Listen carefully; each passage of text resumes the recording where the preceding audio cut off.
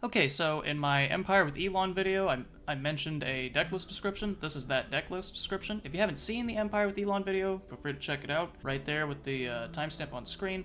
If you're here from that video though, here's the deck list. Let's get into it. So this is your standard Empire conscription package. This is a deck I made just to have fun. I think if I was going to optimize it, I'd want 75 cards instead of 100 because when you have 100 cards, you decrease your draw odds and you dilute the deck. In exchange for that, though, you do pick up some pretty useful tools and you do allow yourself a little more latitude to include cards that would otherwise be cut in a 75 card list. So the big idea with this deck is to play Tullius's Conscription after having played Praetorian Commander a few times, having some Divine Fervors on the board, and as I mentioned in the Elon video, just in terms of pound for pound, your creatures are going to be massive and you can flood the board 2 or 3 times with some pretty crazy board presence. And just overwhelm your opponent with the strength of your creatures. You're not a big ramp deck, you know, you don't have access to the ramp that like Scout or Ebonheart would, but you don't really need to ramp a few times. You got Thorn, Histmage, you got a couple other tools in here that allow you to ramp, but we'll just kind of go through the deck piece by piece. So Bandaari Opportunist, I only include 1 copy of this card because it shuffles other cards when you connect with it, and if I don't connect with it and it has charge, then I misplayed it, or it came out at the conscription at a time when maybe I conscription and I'm desperate. So long story short, I only include one copy of this guy because he shuffles other copies in, and the more hits I get with him, the better. But I only need 1 because if I connect once, he shuffles, he replaces himself. So I guess I said he, but that could very well be a female Khajiit, I'm not sure. Mute, I run 3 copies of it. It's a really cheap way to stop things like item sorcerer, item battle mage. Maybe you're playing against invade and you just need a good way to get yourself out of a jam and silence those pesky 8 keyword Oblivion Daedra without having to expend most of your magicka in case you get other things you want to do this turn. It's just a really strong card for 1 magicka, and I like to include it. Ungolim, pretty much an auto include in conscription lists. Shuffles Brotherhood Assassins, not much else to say about that.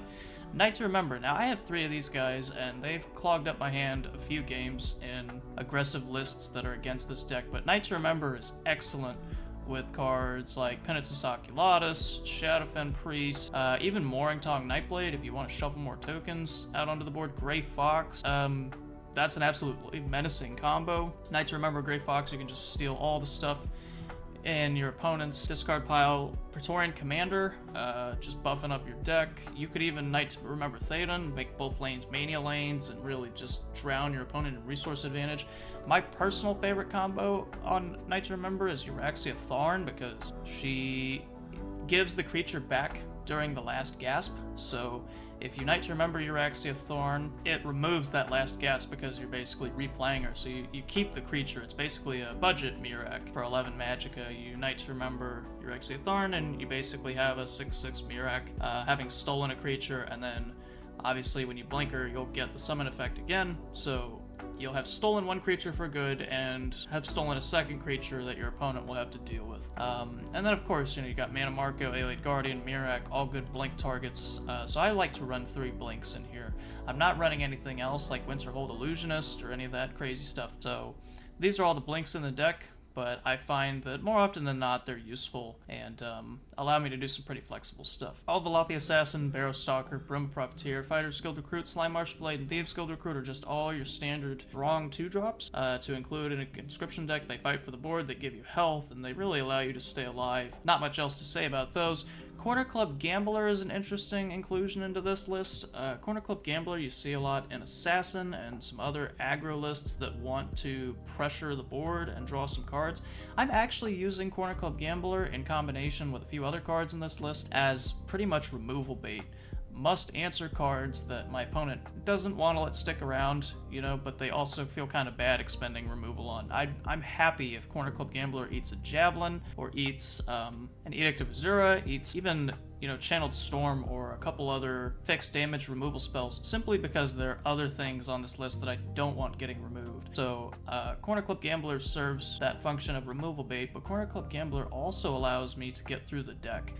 For example, if I have a bunch of worthless 2-drops in my hand and it's late in the game, I'm more than happy to ditch one of them just to progress myself through the deck and draw the late game stuff that I need. So it's kind of like a combination of Palace Conspirator, Fated Wraith, and Removal Bait all baked into one card, which I think is really strong. Even though I'm not an aggressive list, the 4 power is nice, and I just really like the idea of Cornerclub Gambler. It's kind of like a budget Camel, allowing you to discard one of the cards currently in your hand and progress through your deck. And if you don't have anything else in your hand at all, of course, that's always good, to just have a free chance to draw 2 cards. Pretty useful card in my opinion, and again, like the Knight to Remembers, more often than not, I find myself in favor of Cornerclub Gambler being in my hand rather than not. Galyn's a standard auto-include. Shuffling 3 of anything with +3/+3 is just too good. Golden Saint, Necromancer's Amulet, some early game cards that shut down aggro lists. I'm running all the copies, and then I teched Penitus Oculatus. You know, with the rise of Invade, you're seeing increased keyword density, but you're also seeing cards like All Velothi Assassin, Fighter's Guild Recruit, Candlehearth Brawler, things with multiple keywords that Penitus Oculatus could also steal. And in the Elon game that you saw with me, I actually stole guard from my own guy to draw 10 damage from Odoving. So in a pinch, Penitus Oculatus can really be a flexible card and get you out of some jams. I'm only running 2 copies of it, just because it is situational and it is something that you kind of have to wait for the right time to play. It's a great tactical card. It doesn't fit well with the overall strategy of any one deck, I'd say, but it's a brilliant tactic, and I think it's just really valuable to have in a deck. Defense of Bruma was an interesting one. I've seen this in a lot of lists, but I find that after I Conscription, if I've got a couple Divine Fervors on the board, or even just a Mehrunes, Dagon, Seducer, Varen, a couple of those 6 health cards, 5 health cards, Defense of Bruma can be really great. Can guard the whole board, pretty much force your opponent to have AoE removal, and gives your creatures that little extra buff to just get through some stuff. I found that it's been really useful in situations where I need guards in a hurry and can't afford to look through my deck to find any. So that's why I'm running that in this list, and again, this is all possible because of the 100 cards, right? If I was running a 75 card deck, Defensive Bruma probably wouldn't be in the list. Edicts are standard. Mehrunes, Dagon, Seducer, in combination with Defensive Bruma, is also kind of removal bait. You know, it's like Hive Defender. It's just an irritating 4-drop. That's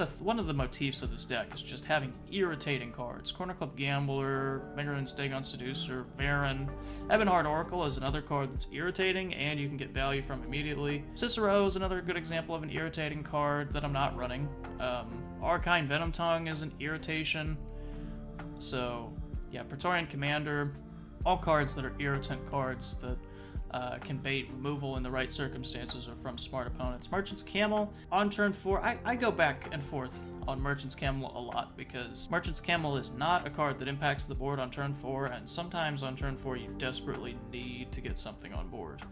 That's what cards Mehrunes, Dagon, Seducer, and Hive Defender are for. Merchant's Camel is not that card, but in a 100 card deck, I think Merchant's Camel is invaluable, particularly because you can combine it with Knight to Remember or Odinur and Necromancer in the right circumstances and really churn through the deck and ditch the stuff you don't want. Morag Tong Nightblade has been a card I have been liking more and more as I play with it, and I actually have a Tribunal list that's running it right now that seems to be doing pretty well. On paper, right? A 4-cost creature in willpower for 3/4 with an effect that it needs to live a turn in order to make use of is not great, especially because the 4-drop space in willpower is so crowded. You've got Psychic Standard Bearer, you've got Devour, Hive Defender, Grand Inquisitor, Invasion Party if you're playing Invade, even Moonmoth Castellan, Varen Aquilarios, Black Dragon. Shrewd Strategist has a nice stat line, but is kind of situational. You know, you have so many 4-drops in willpower that are just boss cards, and Morag Tong Nightblade doesn't seem like one on the surface of it. But again, I find that in conjunction with cards like Cornerclub Gambler, it can actually act as a really effective piece of removal bait. I think people are terrified of this card for some reason, mainly because of the action reduce its cost to 0 effect. But I find that, I mean, it eats Javelins, it eats Edicts, it'll eat Archer's Gambits. This card is kind of just a tank card. Pretty much gets something out of my opponent's hand. And I gotta be honest, if I was staring down Morag Tong Nightblade, again, it's like Cornerclub Gambler. It's something I'm not happy to spend removal on, but the alternative is not great either. So I include it, and there have been times where I've drawn Javelins, Spoils of War. You know, I do have a lot of high-cost actions in this deck. Tullius's Conscription, New Era, Immolating Blast, Fresh Start, Spoils of War, Javelins. So lots of cards that cost 5 or more that Morag Nightblade can pick up, and that's why we're running it. Again, in a 75 card list, I probably would cut this card, but it's grown on me, I will say that. Divine Fervor, 3 copies of it, beefs up our guys. We have a lot of tiny creatures, we gotta make them bigger. This also turns on our Necromancers, allows us to synergize with Praetorian Commander, Morag Nightblade, Mehrunes Dagon Seducer, Golden Initiate, all those 3 cost cards. So yeah, good to have. The Divine Fervor also procs our Ebonheart Oracle, double the amount of health you gain. So if I have, you know, a 3 cost 3/3 Golden Initiate, I drop a Divine Fervor, he becomes a 4/4. I drop a Golden Oracle, Ebonheart Oracle, and now that 4 life is 8 as opposed to 6. The Divine Fervor can come in handy with life gain as well. And I pretty much at this point have beat Ebonheart Oracle to death. I like Ebonheart Oracle a lot. Again, 5 drops, really crowded. In terms of willpower, you got Balmora Captain, Cast into Time, Javelin, even Chancer of Akatosh if you want to get crazy. Lydia, Joffrey's got a good stat line, but I don't see him that much. Monastic Champion, Phalanx Exemplar, Vivek, Worldly Wanderer. You've got so many 5 drops, and Ebonheart Oracle is just another 5 drop, 3/5, not great in stats, but you can get value from it immediately. And again, similar to Morag Nightblade and Cornerclub Gambler, it eats a ton of removal. And one of the ways that this deck wins is just by exhausting your opponent's removal resources. Even something like Archer or Neutral, they really struggle once they've eliminated, you know, let's say on turn 3 they take a Gambler out, turn 4 they take a Nightblade out, turn 5 they're probably not going to have an answer for Ebonheart Oracle, so that's why I run it. It's another piece of removal bait that I get value from if my opponent does nothing about, and in my opinion, the longer this deck goes, the better. So if I'm sitting there with 100 life, short of fatiguing myself with Journey to Sovngarde, this deck really is not going to lose. It's got so many different resources. I mean, you could Grey Fox somebody else's Journey, or if you really needed to. Pretty much why I'm running Ebonheart Oracle. Javelin's just a standard removal piece. Shadowfen Priests, I think Shadowfen Priests, if you're running Edicts, are like an auto-include, because the Edicts so often get spent on creatures that, you know, you need ways to remove supports, and in a 100 card deck, it's important to have at least a 6% chance to draw something that will give you support removal. Supports are just all too prevalent with, you know, support Spell Sword, support Empire. We're running a couple supports, even, you know, we have 6 in this deck, so yeah, Shadowfen Priests, in addition to mute, they give you another option to silence things, but they're support removal and they're good. Spoils of War, I have actually considered cutting. My theory with Spoils of War was that I could combo it with the massive amount of cheap creatures I had to draw for free, but in practice, this card has just clunked up my hand, and more often than not, I spend time using my cheap creatures to defend myself and stay alive, and not too many of them stick around in order to make Spoils of War useful. By turn 5, I've either got firm control of the board or am on my way to dead, and so Spoils of War I may actually substitute for like a Phalanx Exemplar or a Mummify, maybe get higher on the Prophecy count, give myself an extra chance to remove some stuff. This is a card that I am slightly regretting including. Yeah, I think on turn 5 I'm going to want to be laying down some beefy guards and getting ready for my utility turn 6. With Odinur, Necromancer, Praetorian Commander, stuff like that. Well, I forgot to cover Thorn, Histmage, and Fresh Start. Histmage, if you've been playing this game at all, unless you're brand new, Histmage is pretty much an auto-include in just about everything. You can bring it back with Necromancer, it's ramp, it's a card that will perform well over time, it's just really good. Fresh Start, again, sort of similar to Spoils of War. I found this one will clog up my hand occasionally, but it's a dense card, offers a large effect for 6 magicka, and I don't mind it, so I have it in here, again, with Spoils of War and Eclipse Baroness, Thadon, and all these other ways to draw cards. I probably don't need Spoils of War and Fresh Start. I probably would drop Spoils of War, just because Fresh Start is just a clean draw 3, you know. That's why, you know, it's a 100 card deck, it was my first pass, so in revising it, I'd probably drop Fresh Start, Spoils of War. Immolating Blast is hard removal. It is a bit of a crapshoot, but if they have a full board, I found that it's pretty great, and even if it doesn't hit the creature I need it to, it usually pays for itself in terms of what it destroys, and a lot of people aren't expecting it.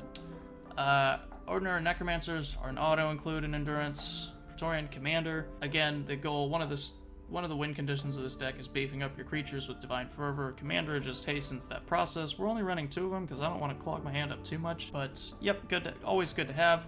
Thadon has won me so many games, I can't even tell you. Like, with the Praetorian Commander, Odinur, Necromancer, and Divine Fervor, it's very rare that people have creatures that are tougher than yours. You're not going to have a ton of people that are going to compete with you. You got 6 toughness creatures on turn 4. Your Ebonheart Oracles have 5 toughness. Your Thadon himself has 7.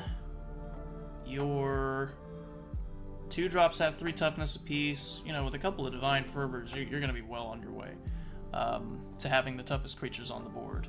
Eclipse Baroness, just more draw and discounted draw at that to make up for the lack of ramp. Good removal bait as well. Even if this eats a silence, you're not too upset about it because you've already drawn a card and reduced its cost. Blinkable in the right circumstances if you really want to. Euraxia Tharn, pretty much a budget Miraak, and with Mute and Night to Remember, you have plenty of ways to make sure your opponent's not getting their creature back. And I love Euraxia Tharn. She's one of my favorite cards to play. I've blinked her twice and had people concede. The other good thing about Euraxia Tharn that I didn't mention earlier is that she still supports. You know, if you got some asshole that's playing Workshop, you can just steal his Workshop and then GG, man, you know. I've done it to people. I've had people auto-concede once I've stolen their Halls of the Dwemer or their Divine Fervor or whatever, so... Euraxia being able to steal supports, I believe, is the only card that can in the current state of the game, so... that makes Euraxia really unique and worth running, in my opinion. Mannimarco, just super good. You get to take something from their discard and take it. New Era is an Empire-specific card. I run all 3 copies. It's just super good. If your opponent is overcommitted to the board, if they lay down something really good, like, you know, even if they have a Mannimarco and a Laneth, well, okay, I'll take a Mannimarco and a Laneth, and that means they don't have it, so... You know, if they lay down their Parthenax, well, I get to take their Parthenax. The cool thing about New Era is it's not only removal, it's also placing it in your deck. You know, people can't combo off with Parthenax Soul Terror. You can just... I've New Era'd 1 card. I've New Era'd a Parthenax, or New Era'd a Laneth, or something that I didn't want my opponent to base experimenting, or Dark Birthing, or getting cute with. New Era puts a stop to all that. New Era is also just a nice oh shit card to have. Really flexible card, and one that a lot of people fail to play around, and one that I am terrified of whenever I play against Empire because I'm always thinking about how far out I've extended my board state. So I run 3 copies of it. Alien Guardian, super solid card, 2 8/8s immune to lethal for 11. Just a solid wall, and with Soul Tears and Night to Remembers, you can get cute with this card and just make your opponent's life miserable. I say that as a Telvanni player that has just evase experimented these guys over and over and over again. Headless Zombie, Dark Rebirth, evase experiments, Sun and Shadow, you know, the whole combo. So Miraak steals creatures, and then of course Tolisa's Conscription is the piece that makes this all work. So altogether you've got a ton of ways to gain life: Golden Saint, Necromancer's Amulet, Ebonheart Oracle, etc. But you're also, you know, you're front-loaded in terms of your 2-drops. You got 21 2-drops and 5 1-drops, so a quarter of your deck costs less than 2. And you do have a respectable tail end with, you know, another quarter of your deck approximately costing 6 or 7 plus. So fairly balanced list, I think. And the one, not the one weakness, but I have only lost in situations where, you know, you get run over by aggro. I think like you can handle mid-range pretty well with this deck once you get stabilized. Aggro is kind of your weakness, and again, I think that's probably because the list is too draw heavy in its current state. It's also 100 cards, so keep that in mind. But hope you guys enjoyed the deck review. If you have comments or substitutions of your own, I'd be happy to hear them, and thanks for tuning in. Like I said, if you are here from the Elon video, hope you enjoy that, and if you haven't seen it, here it is again. Thanks, and let me know what you'd like to see next.